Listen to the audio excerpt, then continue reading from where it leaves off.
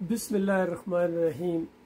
जब तक उम्मत मुसलमा मुकम्मल तौर पर शिर्क को छोड़ के ईमान खालिस की तरफ, तौहीद खालिस की तरफ नहीं आती है, कोई इसका मसला हल होने वाला नहीं है। हर कोशिश रह जाएगी। ये कहना था एक्स आर्मी अफसर डॉक्टर मसूदुद्दीन उस्मानी रहमतुल्लाह अलैह का। मुआहिद आलिम दीन थे, बहुत ही दिलेर इंसान थे। और इस दौर के अंदर अगर किसी ने सही मानों में कुरान और हदीस की दावत को पेश किया है, एक आलिम दीन मैदान में आए हैं, गलियों में, बाज़ारों में, ट्रेनों में, हर जगह खुली दावत दी है, तौहीद की दावत, रद्द शिर्क किया है। इसकी खातिर जेलों में गए हैं, मारें पड़ी हैं, लेकिन वो अल्लाह का बंदा, बहार हो या खज़ां, ला इलाहा इल्लल्लाह, यानी मार्शल लॉ के दौर में भी बाज़ारों में निकलकर उसने अल्लाह के बंदों को ईमान खालिस की तरफ पुकारा है। और एक उम्मीद पैदा हो गई थी कि अब ये उम्मत है, ये ईमान खालिस की तरफ आएगी और इस तरह दुनिया के अंदर ये दावत फैलाई जाएगी। 1986 में डॉक्टर मसूदुद्दीन उस्मानी रहमतुल्लाह अलैह वफात पा गए और अपने पीछे एक जमात छोड़ के गए। और जमात आगे बढ़ रही थी, लेकिन शैतान भी एक्टिव था।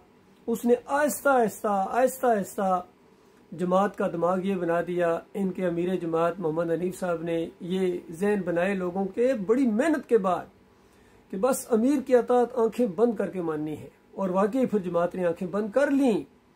और जब इन्होंने सजदा ताज़ीमी का शिर्क जमात के अंदर फैलाया, सजदा ताज़ीमी का शिर्क इन्होंने 2016 में तकरीबन पूरी तरह इसकी तरफ आ गए थे और 2017 में इसका गोया इन्होंने ऐलान कर दिया। तो आंखें बंद करके लोगों ने इनकी बात को माना। अक्सरियत ने, बहुत थोड़े लोग थे जो इस शिर्क से बचे हैं। तो इस तरह इस जमात के अंदर जो बहुत बड़ी खराबी आई है और इसकी दावत को रोका गया है पूरे मंसूबे के तहत। सबसे पहले मोहम्मद हनीफ ने इस दावत को रोकने के लिए ये मौक़िफ़ इख्तियार किया कि ये जो मॉडर्न अलूम है, यानी जदीद टेक्नोलॉजी है, हत्ता कि व्हाट्सएप ग्रुप को भी ये शैतानी तरीका कहा करते थे। और जितने भी ये सोशल मीडिया के प्लेटफॉर्म हैं, हत्ता कि ये ग्रुप बनाने को भी मना करते थे कि कोई आदमी अपना ग्रुप नहीं बनाएगा, तौहीद फैलाने के लिए भी ग्रुप नहीं बनाएगा, ये शैतानी सिस्टम है। बहरहाल आस्ता आस्ता बाद में कुछ लोगों ने ये काम करना शुरू कर दिया, लेकिन ये यूट्यूब के ऊपर या ख़ासकर वीडियो के इस्तेमाल को तो वो बिल्कुल हराम मुतलक करार देते थे। और इस तरह उन्होंने जमात को धोखा दिया अकीदे के मामले में भी, और मॉडर्न अलूम, मॉडर्न टेक्नोलॉजी को समझने और मॉडर्न तरीके से दावत को फैलाने के रास्ते में भी बहुत बड़ी रुकावट बने हैं। और आज एक बड़ी तादाद जमात की इन दोनों चीज़ों को दिमागों के अंदर बैठ गई है, कोई बात सुनने के लिए तैयार नहीं है। एक सजदा ताज़ीमी के मामले में कहते हैं कि ये सजदा यूसुफ अलैहिस्सलाम को हुआ था, पूरे ख़ानदान यूसुफ अलैहिस्सलाम के सामने सजदा रेज हो गए। इन्होंने अपनी तफसीर दावतुल कुरान, गोया कुरान की यह दावत है कि इंसान इंसानों को सजदा करेंगे और नबी नबी को सजदा करेगा, अंदाज़ा लगाइए। इस तरह इसकी मत मरी गई और इन लोगों की। हालांकि डॉक्टर मसूदुद्दीन उस्मानी रहमतुल्लाह अलैह ने, उससे पहले इमाम बुखारी रहमतुल्लाह अलैह भी यही अंदाज लाए हैं कि ये सजदा शुक्र था जो पूरे खानदान ने उस रहमतों और बरकतों की वजह से अल्लाह को किया था। वखर्रू लहू सुज्जदा, वो गिर पड़े, सारे के सारे गिर पड़े, बशमूल यूसुफ अलैहिस्सलाम, अल्लाह के सामने उन रहमतों और बरकतों की वजह से जो इस खानदान पर अल्लाह ताला ने की।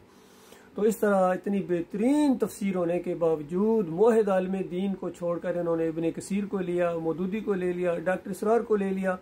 इस तरह ये इनकी मत मरी गई है। और दूसरा जुर्म इनका ये था कि ये मॉडर्न तरीके से जो दावत फैलाने का बेहतरीन तरीका है वीडियोस के ज़रिए, उसको उन्होंने कहा कि देखो ये हराम है। और आज इनके जितने चेले हैं, जब इनको कहा जाए डॉक्टर उस्मानी रहमतुल्लाह अलैह तो उसको जायज़ करार देते थे। उनका फतवा है कि ईमान और इस्लाम के लिए इसका इस्तेमाल बिल्कुल जायज़ है, किसी हदीस का इनकार नहीं होता है, किसी तस्वीर के ज़ुमरे में नहीं आता है। तो इसके जवाब में यकीन करें इनके आज जो नाज़ुम बने हुए हैं वो जवाब देते हैं कि तकी उस्मानी ने तो इसको हराम करार दिया है। बताइए, डॉक्टर उस्मानी रहमतुल्लाह अलैह के मुकाबले में तकी उस्मानी का फतवा लाया जा रहा है, मैंगल का फतवा लाया जा रहा है। तो इस तरह इन लोगों की मत मरी गई है कि एक मुआहिद आलिम दीन के मुकाबले में तागूतों के बाद इनकी तो अकीदे भी खराब है, तकी उस्मानी हो या रफ़ी उस्मानी हो या आज के जितने तारिक जमील हों, ताहिर कादरी हों, फजल रहमान हों, जितने भी हैं ये, इनके तो अकीदों के अंदर खराबी है। कोई बरेलवी है, कोई देवबंदी है, कोई अहले हदीस है, तो इनको हम मना करते थे कि फ़िरकों के अंदर क्यों चले गए हो। तो अब बताओ तुम्हारी बारी है, या तुम फ़िरकों के अंदर क्यों चले गए हो। कितनी ताकीद की थी अल्लाह ताला ने कुरान के अंदर और हदीस के अंदर इस फ़िरका बंदी की, ग्रोह बंदी की कितनी मजम्मत आई है। और ख़ुद डॉक्टर उस्मानी रहमतुल्लाह अलैह इसको बहुत ज़्यादा शिद्दत के साथ रद्द किया करते थे और ताकीद किया करते थे, नसीहत करके कहेंगे देखना तुम फ़िरकों के अंदर ना बढ़ जाना। लेकिन जब डॉक्टर साहब के मौक़िफ़ से ये लोग हटे तो फिर ये इन्होंने फ़िरके बनाए हैं, ग्रोह बंदियाँ बनी और सब खुश हैं, अपनी अपनी जगह पर खुश हैं। अब तौहीदी बयान भी जब इनके सामने आएंगे, ताकि मेरा ये बयान भी जब इनके सामने आएगा तो इनको आग लग जाएगी।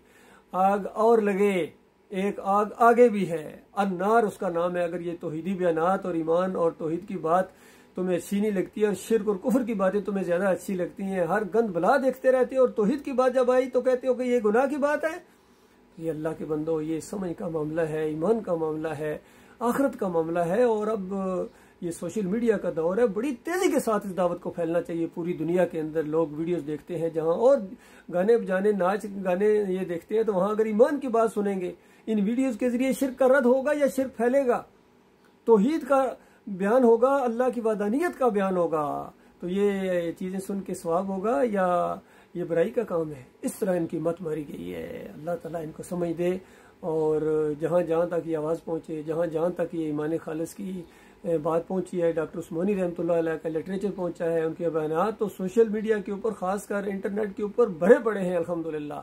सही मानों में अगर कुरान का मानी और मफ़हूम समझना चाहते हो इस दौर के अंदर, ऐसे आलम दीन के ज़रिए जिसने दीन को माश का ज़रिया नहीं बनाया है, उजरत को हराम करार देते थे कि अजान के ऊपर उजरत लेना, सलात पढ़ाने की उजरत लेना, कुरान हदीस की तालीम देने के बाद उजरत लेना, ये खालिस हराम खोरी है। और ऐसे सारे उलमा ये शेखुल कुरान नहीं बल्कि हराम खोर हैं। इस अंदाज से डॉक्टर साहब इनके ऊपर बरस पड़ा करते थे।